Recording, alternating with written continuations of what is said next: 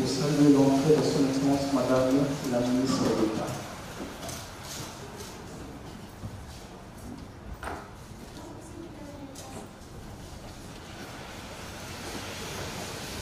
Comme une première prise de contact après si longtemps, c'est peut-être une bonne façon de se rencontrer à nouveau. Et évidemment, on va voir comment on pourra accommoder les demandes pour les réunions individuelles.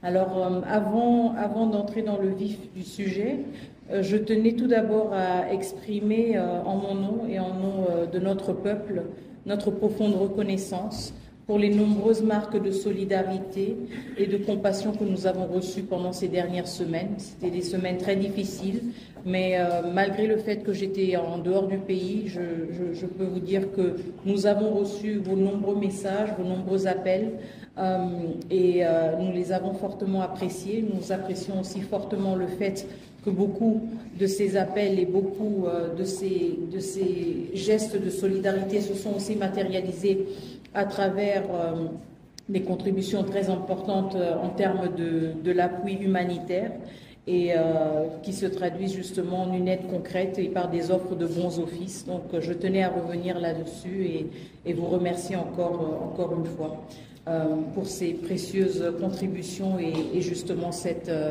démonstration continue de solidarité. Et même s'il y a quand même un certain temps qui est passé, je tenais aussi, en mon nom propre, à saisir cette occasion pour réitérer clairement notre condamnation des attaques contre plusieurs missions diplomatiques survenues pendant les dernières semaines du mois de janvier. Je sais qu'il y a eu plusieurs prises de position au niveau du gouvernement, mais en ma qualité de ministre des Affaires étrangères, je tenais vraiment à réitérer ce message encore une fois et réitérer aussi le fait que ces actes sont inacceptables et vont complètement à l'encontre des principes fondamentaux et du droit international, mais surtout notre perception à nous-mêmes, de la diplomatie et comment nous souhaitons engager des relations constructives avec nos différents partenaires. Nous avons quand même réitéré le fait que le processus de Nairobi restait une option et la seule issue pour le M23. Et encore une fois, je réitère aussi le fait que le président honoraire Kenyatta, facilitateur du processus de Nairobi, a la pleine confiance du président Tshisekedi, qui lui a donné justement carte blanche de faire usage de son rôle en tant que facilitateur pour engager les différents groupes armés en fonction aussi de son évaluation. À cet effet, il y a des échanges continus entre les chefs d'État, surtout entre le président Tshisekedi et Lorenzo. Je ne vais pas entrer dans les détails, évidemment. Mais nous saluons l'engagement continu de l'Angola pour justement ne pas mettre en péril les acquis du processus de Luanda et pour œuvrer pour leur consolidation. Et donc, nous saluons aussi l'engagement politique continu du président Lorenzo. Je pense que c'est une question vraiment de quelques jours où nous allons voir tout cela prendre une forme beaucoup plus claire et nous allons aussi sortir un peu des spéculations. Je vous demande juste d'être patient. Et je ne vais pas répondre en toute précision et en tout détail minutieux, même si je comprends tout à fait votre curiosité. Ce sont des efforts en cours parce qu'encore une fois, pour la République démocratique du Congo, c'est une priorité que ce processus reprenne. Donc il y a beaucoup d'échanges continus au niveau des chefs d'État dans la sous-région. Qui encore une fois ne sont pas nécessairement divulgués et qui ne font pas nécessairement l'objet de communication officielle, mais nous sentons, pas seulement au niveau de la République démocratique du Congo, mais au niveau aussi de la région, de la sous-région, aussi le besoin de reprendre le plus vite possible le processus de Luanda et celui de Nairobi, pour ne pas perdre le momentum et pour pouvoir passer à l'action rapidement. Nous voulons surtout éviter de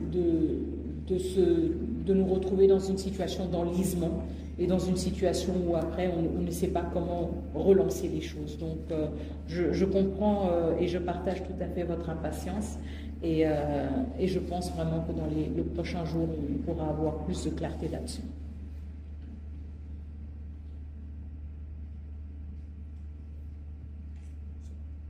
Et je sais qu'il y a une activité de la présidence qui est prévue dans quelques minutes, donc je ne vais pas vous retenir plus longtemps. Je voudrais juste réitérer encore une fois aussi mes remerciements sincères pour votre présence. Je sais que nous avons eu à changer de programme quelques fois. Merci pour votre flexibilité. Et j'espère qu'on pourra se retrouver dans ce format ou dans un format différent dans les prochaines semaines. Je voulais aussi dire un dernier mot par rapport aux sanctions. Désolée, il m'a échappé pendant que je faisais le point. Je voudrais exprimer aussi notre reconnaissance justement pour la prise de position très forte que nous avons vue de certains pays par rapport aux sanctions pour lesquelles nous avons plaidé, nous continuons de plaider. Vous vous souviendrez qu'au niveau du Conseil de sécurité, nous avons insisté sur 5 actions prioritaires, à commencer par d'abord des sanctions individuelles pour responsabiliser les membres de la chaîne de commandement qui commence à Kigali et qui finit au nord Kivu, maintenant au sud Kivu. Il y a une responsabilité qui doit être attribuée à des individus. Et donc nous saluons aussi le courage de certains États membres des Nations Unies de prendre aussi des actions fermes contre des individus. Le deuxième point était lié aux ressources naturelles et l'exploitation illicite des ressources naturelles.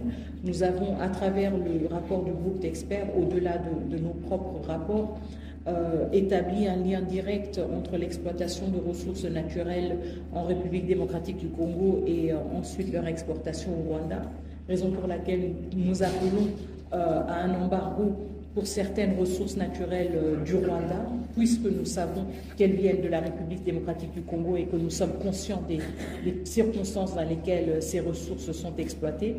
Le troisième point est lié au statut du Rwanda en tant que pays contributeur de troupes aux Nations Unies. Nous pensons que c'est quelque chose d'extrêmement préoccupant, profondément préoccupant. Pour moi, je le dis en toute transparence, en tant qu'ancienne du peacekeeping, ancienne des Nations Unies, c'est quelque chose d'extrêmement préoccupant de voir un des plus grands pays contributeurs de troupes aux missions de maintien de la paix des Nations Unies être lui-même auteur non seulement de violences directes contre des casques bleus, mais aussi de violences indirectes contre les installations des Nations Unies et contre leur capacité à exécuter leur mandat. Je pense qu'il y a une telle dissonance entre cette posture et les principes des Nations Unies qu'elle devrait nous interpeller tous par rapport à ce statut qui est quand même aussi un privilège de représenter et de porter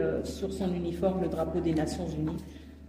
Je pense que cela mérite justement d'être réexaminé. Nous avons aussi comme quatrième point, qui était en fait le premier point, désolé, insisté sur le retrait des troupes rwandaises du territoire de la République démocratique du Congo. Et le cinquième point, il m'échappe toujours, le cinquième point, pardon. Ah, très bien, la traçabilité des armes, justement.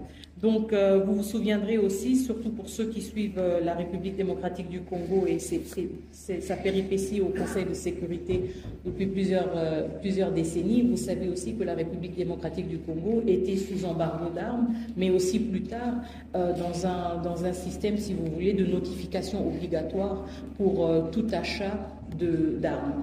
Et c'est ce que nous exigeons par rapport au Rwanda. Il ne s'agit pas d'un embargo d'armes, mais il s'agit d'une meilleure traçabilité de ces armes. Donc il s'agit aussi d'utiliser des instruments que le Conseil de sécurité a eu à utiliser par le passé dans la région des Grands Lacs pour assurer une meilleure traçabilité des armes. Nous voulons avoir une plus grande transparence et être mieux en mesure de retracer les armes qui se retrouvent en RDC par rapport à leur achat, et nous pensons que cette obligation de notification serait un instrument important pour assurer cela et pour assurer une plus grande transparence. Donc, c'était un peu les 5 points sur lesquels nous sommes revenus plusieurs fois au niveau du Conseil de sécurité. Nous nous réjouissons du fait que certaines déclinaisons, si vous voulez, de ces points de plaidoyer ont été repris dans les décisions individuelles de certains États membres, aussi dans la résolution du Conseil de sécurité, et cela nous réconforte justement dans la pertinence de ces démarches.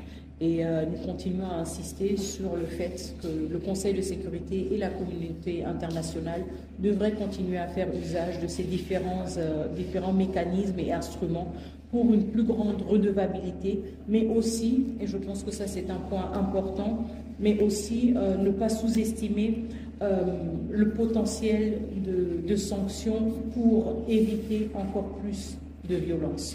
Donc certes, les sanctions sont rétroactives parce qu'elles sanctionnent un comportement, mais en même temps, elles ont aussi la capacité d'être préventives et de prévenir encore plus de violations, encore plus de violences. Et c'est un point sur lequel nous avons insisté et sur lequel nous revenons souvent. Et nous pensons justement que la situation sur le terrain montre aussi que ces sanctions ont déjà des premières répercussions sur les uns et les autres, et nous pensons qu'il est important de maintenir cette pression aussi dans une dynamique d'une reprise du processus de Luanda, pour que les uns et les autres comprennent qu'il ne s'agit pas de revenir et de faire tabula rasa comme si de rien n'était. Il y a quand même des milliers de citoyens congolais et congolaises qui ont été tués, qui ont été abandonnés sur les rues. Nous avons vu des scènes horrifiques, nos téléphones, et je suis sûre que c'est le cas pour certains d'entre vous, nos téléphones sont pleins de vidéos, d'images atroces. Et je pense que nous sommes tous aussi dans le souci de gérer tout cela d'une manière ou d'une autre, aussi psychologique. Mais nous ne pouvons pas dissocier justement toute perspective d'une relance d'un processus diplomatique de cette réalité-là aussi, de cette atrocité que la ville de Goma et la ville de Bukavu ont vécu. Et donc l'aspect de la redevabilité est extrêmement importante et nous insistons là-dessus. Merci beaucoup, je vous souhaite une excellente journée et à très bientôt, dans d'autres formats certainement. Merci. Merci beaucoup.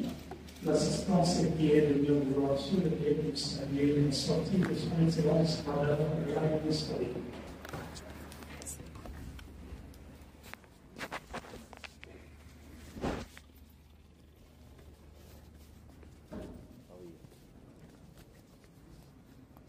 Au revoir.